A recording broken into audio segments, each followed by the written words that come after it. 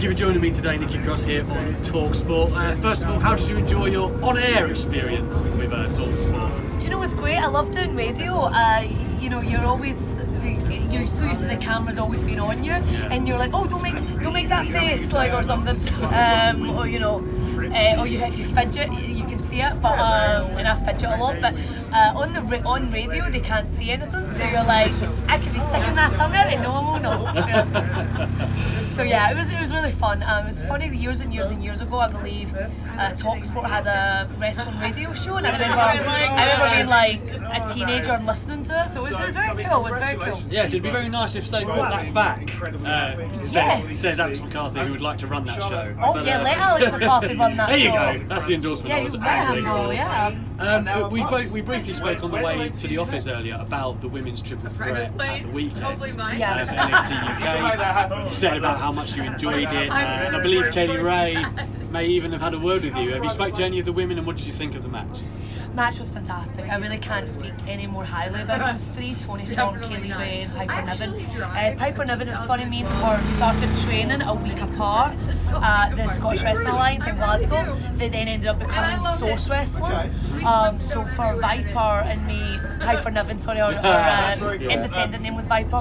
And so we actually started training a week apart. So we really grew up in this business together. And I'm just so excited to see what else that division can come. And I think every brand has such a strong women's division, and it's just so exciting to see, and I'm glad that the girls had that standout match at TakeOver, but then we always standout matches, so but it was funny. I saw Kaylee and Piper and Toni last week at the Performance Centre in Orlando, so it was good to chat to them and catch up a little bit. It's always good to see faces from home. So. And they always try and tempt you back, I bet. I would be very happy to work with any of those girls again. I did a little bit with Toni and Survivor Series, and before then I had done a whole lot with Toni. I think we maybe wrestled once or twice, and then I've obviously done a lot with Kaylee and done a lot with Piper Niven, so I think they know that I would be more like, I'd be very happy to work with those girls again. Just talking about who you are working with at the moment is of course Alexa Bliss. It seems like from the outset maybe that story was that Alexa was going to be doing her own thing and maybe turning you, that's what they teased, but you two were so good together that it just seemed to make sense. Is that kind of what happened? Was that always the plan? How did it all come about? As far as what was originally, I don't really, for us it was such a, it was such an organic thing, we were put together, we just kind of came together, and we both wanted to work with the other, and we basically just came to become really good friends off screen as well as on screen, so life ended up imitating art, and as we both got to know each other on screen and off screen, and discovered the different aspects of each other, and realised that we clicked really well, but we bounced off each other chemistry wise. Even though we have different styles of wrestling and different personalities, it kind of creates this weird, this oddball tag team that I think people just loved and had a connection with. And I think when you have that connection and when the fans connect with something and feel emotionally attached and invested in something, it's very important to keep that. And something works. Let's go, let's explore it more. Let's see these two girls who never would normally have been friends. They both found each other at a time where, in the story, we both needed a friend, and I think it's so fun, and it's fun for us. It's fun for the fans to see, what happens when you put these two girls who are complete opposites together, and we've achieved great success, and we definitely, our goals for 2020 is achieve our second reign as WWE Women's Tag Team Champions. So we want to become the first ever two-time Women's Tag Team Champions. So I really want to do that, and I think the fans have really got to know me with the friendship, and I think they've seen different aspects of Lexi, which they hadn't seen before, and I think it's just been such a wonderful way for people to get to know us even better. And I'm excited to see what it goes, and like I said, I think they just, I don't know, it clicked, and you just go with it. Something else that clicked, I loved SAnitY, right? Yeah. So when in NXT I was a huge fan of SAnitY. Naturally, pretty disappointed that they didn't get the run that I'd hoped for on the main roster. And I know you didn't come up with them immediately, but from your point of view, and obviously Damo too, Why didn't that pan out? Do you think that they didn't have plans for them originally, or what was the issue? You know, there's so much. With SAnitY, I was very fortunate and very blessed enough to be in a position where in NXT I was learning from these amazing talents. Like Eric Young has been wrestling for 20 years, Alexander Wolf has been wrestling for 15, 16 years at the time.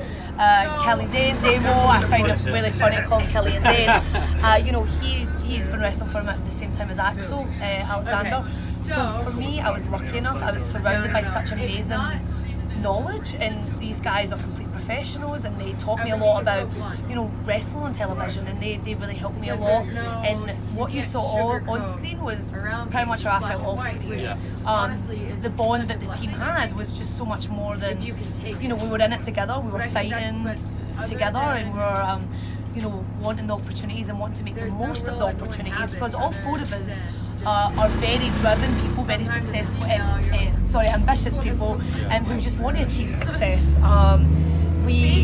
So for us, sugarcoat it a little bit if you can. I would have loved to. I think the way things worked out, you know, with Alexander Wolf going to NXT UK and Kelly and Dane going to NXT and Eric on Raw and then myself on SmackDown. I would love to, you never know what could happen in wrestling. And like I said, they're my family on screen and off screen. And I think it would have been wonderful to see what could have been. But at the same time, everything happens for a reason. And no matter what happens, all four of us will always make the most out of every opportunity. And, you know, do what we set out to do and make an impact in this business. And obviously we've just done different paths to that. It would have lot. But we also had these great memories from NXT that we, like, I treasure that. Like, I treasure what happened in NXT because I got, you know, obviously me and I've known Demo for, you know, over 12 years now, and then with Eric Young and Alexander Wolf, I gained two brothers that I never would have had otherwise. So for me, I think I can look at it and have a lot of fond memories. And I also think sometimes when things don't work out the way it's supposed to, or the way you think it might work out, I think it can be a huge motivator, and it can place a chip on your shoulder, which is a good thing. I think it's a positive thing, and it almost makes you even more determined than what you were, because you're like, okay, all right, I'm going to like set out to, you know, prove this and show what I can do. And I think it's definitely, sometimes it can be a chip on your shoulder is a good thing. I always felt like I had something to prove when I was coming through the business, and I'd done pretty well from it. So sometimes, like I said, things happen the way they're supposed to, and you can wonder what could have been. But at the same time, you just have to look at it like, okay, and you take it and you make yourself more determined and more ambitious, and you learn from the experience. And there's a lot I learned from all of that. So, and I'm sure that, I'm so, like I said, I'm so happy when I get to see the guys and get to catch up and reunite. So. Well, speaking of what you did do when they was on the main roster, another angle that I think I really enjoyed, and a lot of people seem to, was your role in the Who Attacked Aleister Black angle. It was awesome. Like, a lot of fans really got on board with that. Who was really behind you getting involved with that? And how much fun was it keeping everyone guessing? And it was a great angle. You know, in terms of whose brainchild it was, I'm going to assume it was, you know, Triple H's for NXT. I'm going to assume it was his brainchild. It was you know, what I've kind of talked about. It was a very wonderful opportunity that I tried to make the most out of, and I think what made it even better was the fans' connection with it, and like their interaction and their investment in it, and like, you know, being at Full Sail and the whole crowd was chanting like Nikki knows a secret, and so for me, I'm very much in debt to those Full Sail fans, because I think people saw the Full Sail fans get behind it, because that's when we filmed television, and we have done for a long time, and still do now every Wednesday now that NXT is live on the USA Network in America. So for me, And on BT now. and on BT Sport, on BT Sport, we got in. So for me, you know, so people seen and then, you know, Full Sail got behind it, and then the internet kind of got behind it, and then, you know, it became a very fun thing, and so I'm very much in debt to those Full Sail fans who gave me a very warm reception upon that storyline, and really made it what it is. Like, the fans' interaction and their reaction helped make it what it was, and it just turned into such a fun storyline that I still get asked about it to this day. So it shows that, you know, it was just me knowing a secret. It was just. And someone made a poster like I Know What You Did Last Summer parody, and it was one of the best things I ever saw. And I'm such a horror movie fan, so I loved seeing I Know What You Did Last Summer poster with like my face, and it was like Cassius Ohno, Velveteen Dream, and Tommaso Ciampa. So for me, it was such a, and I'll never forget that moment with Ciampa where I kicked the microphone away from him, and it was just magic, and you can't recapture that. But it's good that you can look back on it and be like, that happened. But yeah, very much in debt to the Full Sail fans for that. Well, we're looking at, you know, the Royal Rumble is maybe 10 days or so away. You know, you obviously you're on the road a lot. You've done a lot of matches, a lot of events. You've got to know these women very well.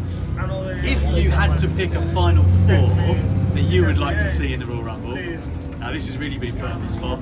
Who would you like to see? Can you repeat that, please? So, who would be your final four in this year's Women's Royal Rumble? Well, me. Of course, you. And then me. And then me. And then me again. You know, honestly, it's just, that's what I love about Royal Rumble. Everyone guesses, everyone has their guesses, everyone has the legends they want to see. Well, who would you like? If you know, if there was one woman that you could see come back for one only, who would you love to see? I would love to see Paige. I would love. You're gonna fuel some rumours, Nikki. I know, and I don't like fueling rumours. I don't like any of that. But you know, Paige was someone, and people don't, you know, people sometimes like Paige for us. So she was the first British woman in a long time to get signed. So when she did it for us, you know, I'd you know, known her and her family in the early days of my wrestling career. So you know, you see Paige get signed and come to America and do absolutely like groundbreaking stuff, like stuff we'd never seen before, and that connection with the fans and that relationship she harnessed with the fans. And people don't realise how much of an inspiration that was, and how much she really paved the way for women like me.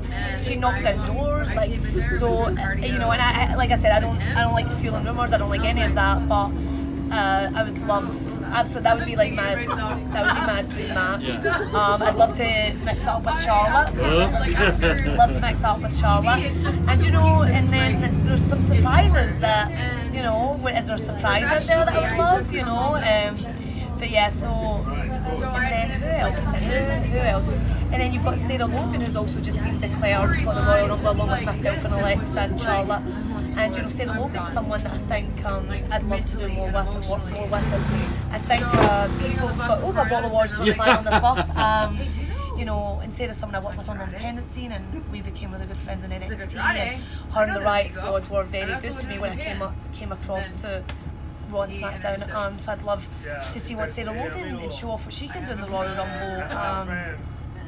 Yeah, there's a lot of names. There's a lot of names. So yeah. Well, thank you so much for talking to Talk today. Double duty, been on air and you've been online now. Oh, you know. But thank you so much for your time, Nikki. And everyone, keep it locked with Talksport. Thank you so much.